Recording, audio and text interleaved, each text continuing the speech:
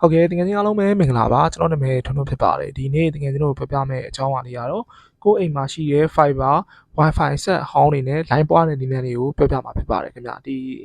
internet line တွေပွားမယ်ဆိုရင်ပွားနည်းကနှစ်နည်းရှိရပေါ့ wifi နဲ့ပွားတာရယ် network cable နဲ့ပွားတာပေါ့နော် network cable နဲ့ပွားတာတော့အကောင်းဆုံးပဲဒါပေမဲ့တချို့နေရာတွေကြတော့ကြိုးပြေးဖို့အဆင်မပြေတာတို့ကြိုးသွားမဲ့အခက်အခဲရှိတာတို့ဆိုရင် wifi အဆက် point အနေနဲ့လည်းပွားလို့ရပါတယ်ဒါပေမဲ့ဒီအိမ်မှာရှိတဲ့ fiber ဆက်အဟောင်းနေနဲ့သုံးမယ်ဆိုရင်တော့ network ကြိုးနဲ့ပဲ cable နဲ့ပဲပွားလို့ရပါတယ် wifi အဆက် point နဲ့ပွားလို့မရပါဘူးခင်ဗျအခုဒီဆက်လေးက 2.4 GHz ကို5 GHz ကိုနှစ်ခုလုံး support လုပ်တယ်ပေါ့နော်သူကတော့ဒီမှာတိုင်၄တိုင်ပါတယ်အပေါက်ကတော့နှစ်ပေါက်တယ်ခင်ဗျနော်ပြီးွားရင်ဘေးနားမှာ reset button ပါတယ် wifi ကိုအပိတ်ဖွင့်လုပ်လို့ရတာလေးပါတယ်ပေါ့နော်မော်တွေကကျွန်တော်တစ်ချက်ဒီမှာပြန်ပြပေးမယ်ခင်ဗျသူ့မော်တွေက HG323DAC အဲ router လေးပါနော်ဟုတ်ကဲ့ပါအဲ့ဒါလေးနဲ့ line ပွားပြပါမယ်ခင်ဗျ router ကြီးကတော့တစ်လုံးနဲ့တစ်လုံးကွာခြားချက်လေးရှိတယ်အဓိကတော့သဘောတရားကိုသိရင်ရပါပြီခင်ဗျပထမဆုံးဘာမှမလုပ်ခင်ကျွန်တော် factory reset အရင်ချပြမယ်ပေါ့နော်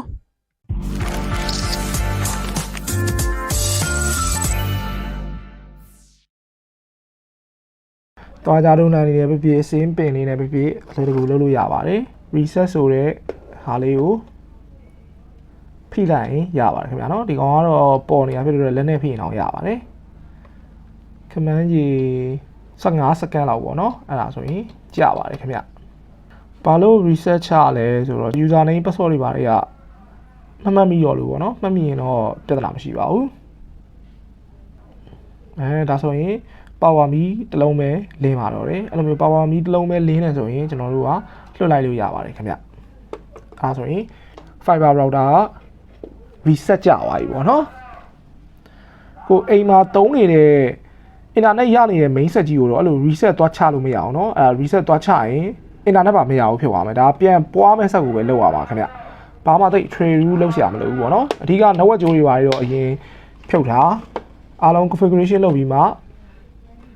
network ကြိုးလေးကိုတက်လိုက်ပေါ့နော်ဟုတ်ပြီဒီမှာကျွန်တော်က theory သဘောတရားကိုပြောပြပေးမယ်ပေါ့နော်အဲ့ theory လေးရပြီဆိုရင်ကြိုက်တဲ့ fiber set အဟောင်းတော်တော်များများကိုလုပ်လို့ရပါတယ်ဒါပေမဲ့ချွင်းချက်အနေနဲ့တချို့ fiber set အဟောင်းတွေကလုပ်လို့မရတာလေးလည်းရှိရပေါ့နော် wifi ကိုဖွင့်လိုက်မယ်ခင်ဗျဒါ XYZ ဆိုတာကကျွန်တော်ရဲ့ main wifi set ပေါ့နော် internet ရနေတဲ့ set ကျွန်တော်တို့က wifi router set တွေခွဲမယ်ဆိုရင်အရင်ဆုံး main router ရဲ့ IP ကိုသိမှရမယ် IP သိမှကျွန်တော်တို့ကဆက်လုပ်လို့ရမှာပေါ့နော်ဟုတ်ပြီဒီ XYZ that to share password ဆိုတာဒါ internet ရနေတာဘေးမြားလေးကိုနှိပ်လိုက်မယ်ခင်ဗျဘေးမြားလေးကိုနှိပ်လိုက်ရင်ဒီဟာ router ရဲ့ IP က 192.168.100.1 ဒါကျွန်တော်ရဲ့ main router ရဲ့ IP ဒီ router နဲ့ IP တူအောင်ပေးရမှာပေါ့နော် 192.168.100. အနောက်ကနေကြိုက်တာပေးအဲ့လိုမျိုးဆိုရင်တူသွားပြီခင်ဗျတကယ်လို့ဒီ router တွေကများသောအားဖြင့် 192.168 နဲ့လာတာပဲများတယ် 192.168.0.1 192.168.1.1 192.168.10.1 192.168.100.1 ဒီ ISP ကလာတာဒီဟာလေးတွေများတယ်ပေါ့နော် 192.168.100.1 ဒီမှာကျွန်တော် main ဟာကဒီဟာเนาะဒီဟာလေးကိုမှတ်ထားမယ်ခင်ဗျဒီဟာအရေးကြီးရယ်ပေါ့နော်ဒါ main ဟာပြီးသွားပြီဒုတိယခွဲမဲ့ router ကသူ့နာမည်ကဘာနဲ့ထွက်လဲဆိုတော့ FTD8 နဲ့ထွက်တယ်ပေါ့နော်ဟုတ်ပြီ FTD8 ရဲ့ password ကဘာမှကြည့်ရမလဲဆိုတော့ဒီ Wi-Fi set အဟောင်းရဲ့နောက်ကျောကိုလှန်ကြည့်လို့ရပါတယ်သူကဒီမှာရေးရတာက 2.4 GHz က FTP8 Wi-Fi key password က1235608 5G ကလည်း1235608အဲ့ဒါလေးကိုရိုက်ထည့်လိုက်ရင်ရပါပြီခင်ဗျာနော် FTD8 password က1235608ဟုတ်ပြီနော် connect လုပ်လိုက်မယ် connect to device cannot provide internet တော့မရဘူးဘာလို့လဲဆိုတော့ကျွန်တော်တို့ဒီ wifi set မှာ network ကြိုးမထိုးရသေးဘူးပေါ့နော်အဲ့တော့မရဘူးဒါပေမဲ့မရပေမဲ့လည်းကျွန်တော်တို့က configuration လုပ်လို့ရပါတယ်အရင်ဆုံးကြိုးမထိုးနဲ့ပေါ့နော်အားလုံးပြီးသွားမှကြိုးထိုးအဲ့ဒါအကောင်းဆုံးပဲဒီ router ရဲ့ IP ကျတော့ 192.168.1.1 ကျွန်တော်တို့က IP ကမတူဘူးခင်ဗျာနော် IP class မတူဘူးပေါ့ 192.168.100 တော့ဖြစ်ရမှာအဲ့ဒါမှာ main router နဲ့တူမှာ internet သုံးလို့ရတာဖြစ်ပါတယ်ခင်ဗျာနော်ဟုတ်ပြီ 192.168.1.1 ဒါလေးကိုမှတ်မယ်ပြီးွားရင် browser mobile phone ရဲ့ browser တစ်ခုကိုသွားမယ်ပေါ့နော် ဒီမှာရိုက်ရမှာလေ 192.168.1.1 okay ဒီလိုမျိုး username password ဆိုပြီးတော့ပေါ်လာပါတယ်သူက admin ထည့်လို့မရဘူးခင်ဗျာ password ကနော် admin ထည့်ရင်မဝင်ပါဘူးဒီ fiber ဆက်က HG323DAC ခြားလေးလိုက်မှတ်မယ်ခင်ဗျာနော်ဒီ Wi-Fi ဆက်တော်တော်များများကတော့ admin များတယ်ပေါ့နော် admin မဟုတ်တဲ့ဟာကြီးလည်းရှိပါတယ်သူကရရမှာက STDONU101 ဒါတစ်ဆက်နဲ့မတူဘူးပေါ့နော်များသောအားဖြင့်ဒီ fiber router တွေက admin တွေများပါတယ် telecom admin telecom အဲ့ဒါတွေပဲပေါ့နော်ဒီကောင်လေးကတော့ချွင်းချက်အနေနဲ့ STDONU101 လိုက်ပြီးတော့ login ဝင်လိုက်ပါမယ် Wi-Fi ဆက်တဲ့ကိုရောက်သွားပြီဖြစ်ပါတယ်ခင်ဗျာကျွန်တော်ဘာမှသိ trade rule လုပ်ကြမလို့ LAN setting တွေကိုပဲသွားမယ် LAN setting ဆိုတာ network setting ထဲမှာသူကဒီမှာကျွန်တော်တို့ရဲ့ IP address က 192.168.1.1 ဖြစ်နေတယ်အဲ့မှာမရဘူးခင်ဗျကျွန်တော်တို့က 192.168 100 ဘလောက်ပေးမလဲ80ပေးလိုက်မယ်ဒီမှာကျွန်တော်ကဘာလို့80ပေးလဲဆိုတော့ပြောပြမယ်သူက 192.168 100.1 သွားထည့်ရင်လည်း internet သုံးလို့ရတယ်ဒါပေမဲ့ 192.168 100.1 ထည့်လိုက်လို့ရှိရင် main ဆက်ထဲကိုဝင်သွားမှာဒီဆက်ကို username ပြောင်းတာ password ပြောင်းတာလို့လုပ်လို့မရတော့ဒါပေမဲ့ fiber router ဆက်တွေကလည်းအမျိုးမျိုးရှိရတဲ့အတွက်တချို့ဆက်တွေက 192.168 100.1 ပေးမှ main router ရဲ့ IP နဲ့တူအောင်ပေးမှ internet သုံးလို့ရတယ်နောက်ကနေ2 3 4 5နောက်ကခဏန်းပြောင်းသွားတယ်မရဘူးကိုခွဲမဲ့ဆက်ကိုပြန်စမ်းကြည့်ရမယ်ကိုက 192.168 100.1 main router IP တိုင်းတူအောင်ပေးမှသုံးလို့ရတယ်ဆိုရင်တူအောင်ပေးမှရမယ်ဒါပေမဲ့ဒီဆက်ရဲ့အားသာချက်ကတော့ IP မတူတဲ့ internet သုံးလို့ရတယ် 192.168 100. ကျွန်တော်က80ပေးလိုက်မယ်ဒီမှာပြန်ပြောပြမယ်နော်ဘာလို့80ပေးလဲဆိုရင်ဒီဆက်ကို configuration လုပ်လို့ရအောင်ကျွန်တော် IP ပေးရတာပေါ့နော်သဘောပေါက်လာမသိဘူးခင်ဗျာပြီးသွားရင်ကျွန်တော်ဒီမှာလက်တွေ့ပြန်ပြပေးမယ်နော် 192.168 100. 80ပေးလိုက်မယ်ပြီးသွားရင်ဒီမှာ DHCP ကိုပြောင်းပေးရမယ်ခင်ဗျာ static IP က 192.168 100.50ပေးလိုက်မယ်50ရစမယ်ပေါ့နော်100.254 ဟုတ်ပြီဒါဆိုရင်ရပြီခင်ဗျဒီမှာလည်းရှိသေးရနော်အဲ့ fiber wifi ဆက်တွေကတစ်လုံးနဲ့တစ်လုံးမတူဘူးတချို့ဟာတွေကဒီအပေါ် IP ပြောင်းလိုက်တာနဲ့ DHCP server auto ပြောင်းအောင်ကိုပြောင်းပေးရမလို့အဲ့တော့ IP ကိုပြောင်းလိုက်တယ်ဒီမှာထက်အရေးကြီးတယ်နော်ပြောပြမယ် 192.168 100.1 တချို့ဟာတွေက main ကိုခွဲမဲ့ main router IP တိုင်းသွားပေးမှရတယ်တချို့ fiber ဆက်တွေကဒါပေမဲ့အဲ့လိုမျိုးပေးလိုက်လို့ရှိရင်ဘာဖြစ်လဲဆိုတော့ဒီပြန်ခွဲမဲ့ဆက်ကိုကြတော့ user name တွေ Wi-Fi name တွေ password တွေပြန်ပြောင်းနေရင်နောက်ဝက်ကျိုးဖြုတ်ပြီးတော့ပြန်ပြောင်းပါတယ်အဲ့လိုလေးတော့ရှိရပေါ့နော်အဲ့ဒါလေးတစ်ချက်သိရမယ်ဒီမှာကျွန်တော်ကဒီဆက်ကတူအောင်မပေးလဲရတယ်ပေါ့နော် 192.168 100. နောက်က10 20 30 40ကြိုက်တာပေးရင်လည်းအဲ့လိုမျိုးနောက်ဆုံးကနန်းကိုမှတ်ရလွယ်တာလေးပေးနော်ဟိုဂျားတွေကကနန်းတွေရောမပေးနဲ့ပေါ့ဗျာအဲ့ဒါလေးရှိရယ် apply chain ကိုနှိပ်မယ်ခင်ဗျ Wi-Fi လေးကိုအပိတ်ဖွင့်ပြန်လုပ်လိုက်ပါခင်ဗျ FTP8 ပေါ့နော်ဒီမှာနာမည်တော့မပြောင်းပါသေးဘူးเนาะအရင်ဆုံးစမ်းပြပေးရဟုတ်ပြီပြန်ချိတ်သွားပြီ connect to device cannot provide internet ကြိုးလည်းမထုတ်ပါသေးရတဲ့အတွက် no internet ပဲဖြစ်နေတယ်ဒါဆိုရင်ဒီမှာ router ကလည်း 192.168 100.80 ပြောင်းသွားပြီခင်ဗျအဲ့တော့ဒီကျွန်တော်ခွဲမဲ့ main ဟာနဲ့က network တူသွားပြီသူက network ကလည်းဒီ 192.168 100. ရှေ့ကအုပ်စု3ခုတူရင်ရပြီပေါ့နော်နောက်ဆုံးတစ်လုံးကတော့တူရမလို့ပါဘူး main router လာတဲ့နောက်ဝက်ကျိုးလေးကိုထိုးလိုက်ပါမယ် main router မှာလည်းအပေါက်၄ပေါက်ရှိရဖြစ်နိုင်ရင်1မှာပဲထိုးပြန်ခွဲမဲ့ကောင်ကလည်းနံပါတ်1မှာပဲထိုးနော် LAN 1မှာပဲထိုးဒါဘယ်ပေါက်ထိုးလို့ရတယ်ဗျာဒါပေမဲ့1မှာပဲထိုးပါဟုတ်ပြီမှာကျွန်တော်ထိုးလိုက်ပြီနော် reboot တွေလည်းမချထားပါဘူးဒါဆိုရင်ဒီမှာ LAN 1ဆိုပြီးတော့မီးလေးလင်းလာပြီပေါ့နော်မီးလေးလင်းလာပြီဆိုတော့ကျွန်တော်တစ်ချက်ပြန်ကြည့်မယ် Wi-Fi လေးကိုအပိတ်ဖွင့်ပြန်လုပ်လိုက်မယ် internet ရပြီလားပေါ့နော် FTP8 ကိုပြန်ချိန်မယ် okay ဒါဆိုရင် internet ရရတယ်သူကတက်တူ share password ဆိုပြီးတော့ပေါ်သွားပြီပေါ့နော်ဒါဆိုရင်ကျွန်တော်တို့ကသုံးလို့ရပြီဟုတ်ပြီတကယ်ပဲသုံးလို့ရလားဆိုတာဒီမှာ FTP8 တက်တူ share password ဟုတ်ပြီကျွန်တော်ဘေးမြောက်ကိုတစ်ချက်ပြန်နှိပ်ပြမယ်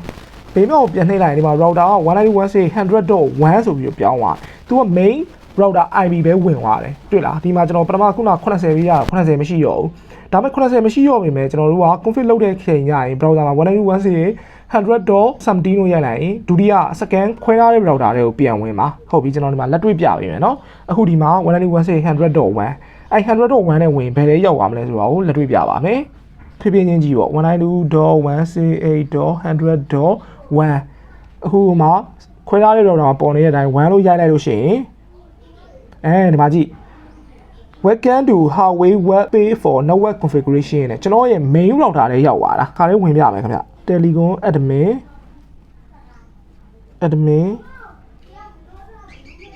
Telecom တော့ဒါ main router လေးဝင်သွားနော် 192.168.100.1 อ่ะ main set တွေဝင်သွားတာဒုတိယ set ကိုမဝင်ဘူးအဲ့တော့ကျွန်တော်တို့ကတူအောင်သွားပေးလို့ရှိရင် main နဲ့ပဲဝင်သွားမှာဒီ set ကိုပြန်ခွဲတဲ့ set ကို user name တွေ password တွေပြောင်းရင်အလွယ်တကူပြောင်းလို့မရတော့ပြောင်းရင်ဒီ network ကြိုးကြီးဖြုတ်ပြီးမှသူ့ရဲ့ IP တိုင်းပြောင်းမှရမယ်ပေါ့နော်ကျွန်တော်တို့ခုနကကိုပေးထားတဲ့ IP ကိုတော့ကိုတစ်ချက်ပြန်မှတ်ထားရမှာပေါ့ဗျာအဲ့ဒါလေးတစ်ချက်တော့ရှိတယ်အခုက 192.168.100.1 နဲ့ရိုက်နေကျွန်တော် 192.168.100.80 နဲ့ဝင်ကြည့်မယ်ပေါ့နော်အခု80ဆိုတာဒီ second router ခွဲထားတဲ့ second router ဒီ IP လေးတော့မှတ်ထားရမှာပေါ့နော်ကိုခွဲထားတာဒါဆိုရင်ဒီမှာကြည့်လိုက်ကျွန်တော်တို့ကခွဲထားတဲ့ဟာလေးကိုရောက်သွားပြီခင်ဗျဒုတိယဟာလေးကိုရောက်သွားပြီပေါ့နော်ဒီကမှတ်ထားရမယ်နော်ဒီကောင်ကဟိုတခြား router တွေနဲ့မတူ STD-O-N-U-1-O-1 login နှိပ်လိုက်မယ်အခုဒီ second router လေးကိုရောက်သွားပြီကိုခွဲထားတဲ့ IP ကိုတော့သွားပြီးတော့မှတ်ထားရပါမယ်ဟုတ်ပြီဒီမှာ user name password ပြောင်းတာလေးပါပြောပြပေးမယ်ခင်ဗျ access ID ဆိုတာ Wi-Fi ရဲ့ name ဒီမှာကျွန်တော်ထွန်းလို့ပြောင်းပြမယ်ခင်ဗျထွန်းပြီးသွားရင်ဒီမှာ password setting ဆိုတာ Wi-Fi password ပြောင်းပါအကုန်လုံးဖြတ်ပလိုက်နော် pre-share key ဆိုတာဒါ password ကိုပြောတာပေါ့နော် pre-share key လေးကိုဖြတ်လိုက်အသစ်ပြန်ပေးဒီမှာကျွန်တော်ကစမ်းပြတာဖြစ်လို့1234568ပဲပေးလိုက်မယ်ပေါ့နော်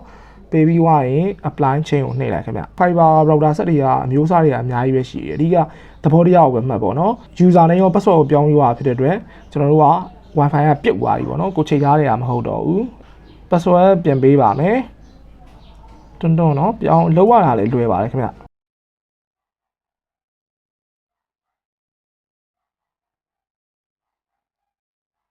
ထွန်းဒီမှာ တက်တူ share password အဲ့တော့ဘေးများလေးကိုကြည့်မယ် 192.168.100.1 ကျွန်တော်တို့က router ကို 192.168.100.80 ပြောင်းထားပြီမယ်ဒီမှာ1နဲ့ပဲကြာတယ်ပေါ့နော်အနှစ်ချုပ်ပြန်ပြောရင်ဗာသိရမလဲဆိုပထမဆုံး main router ရဲ့ router IP ကိုသိရမယ် 192.168.0.1 လား 192.168.1.1 လား 192.168.10.1 လား 192.168.100.1 လားပေါ့နော်အဲ့လိုသိရမယ်တည်ပြီးွားရင်ဒီဟာနဲ့ class 2အောင်ပေးရမယ်ပေါ့နော် class ၄ခုရှိတယ်ကျွန်တော်တို့ကရှေ့ဆုံး class 3ခုတွင်ရတယ်နောက်ကမတူလဲရတယ်ပေါ့နော်အရင်ဆုံး class 2အောင်ရင်ပေးရမယ် 192.168.100 ဒီမှာကျွန်တော်80ပေးတယ်80ပေးတယ်ဆိုတာလေဒီ router ကို user name တွေ password တွေပြောင်းကျင်လို့ပေးတာเนาะဒါပေမဲ့တချို့ Wi-Fi router တွေကအဲ့လိုမျိုးကဏ္ဍသွားပြောင်းလို့မရအောင်ဒီ router တိုင်း 192.168.100.1 ဆိုရင်192အောင်ပေးမှာသုံးလို့ရတာရှိရယ်เนาะဒါအနှစ်ချုပ်အနေနဲ့ပြောပြတာပါဖုန်းနဲ့အင်တာနက်ရပြောပြီဆိုတော့ကွန်ပျူတာနဲ့အင်တာနက်သုံးကြည့်မယ်ပေါ့เนาะ speed test ဆိုပြီးတော့ရိုက်ကြည့်လိုက်ပါမယ် SPED speed test ဒါဆိုရင် user တဲ့ main router တိုင်း speed ပြန်ထွက်ပါတယ်ခင်ဗျကျွန်တော်20 Mbps ယူရတဲ့အတွက်20 Mbps အပြည့်ထွက်ပါတယ်